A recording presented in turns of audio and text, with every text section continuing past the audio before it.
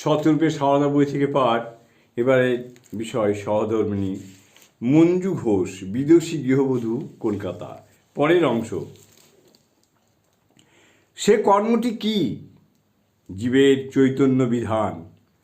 এই যৌথ প্রচেষ্টাকে তাঁরা সফল করে তুলেছিলেন নিজেদের জীবনে আচরণের দ্বারা।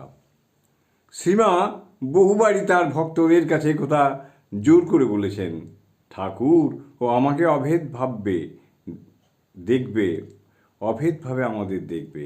আবার শ্রীরামকৃষ্ণ অপ্রকট হবার পর সূক্ষ্ম শরীরে আবির্ভূত হয়ে যোগেন মার সন্দেহ ভঞ্জন করে বলেছেন, ওর উপর সন্দেহ এনো না, ওকে একে নিজেকে দেখে অভেদ জানবে।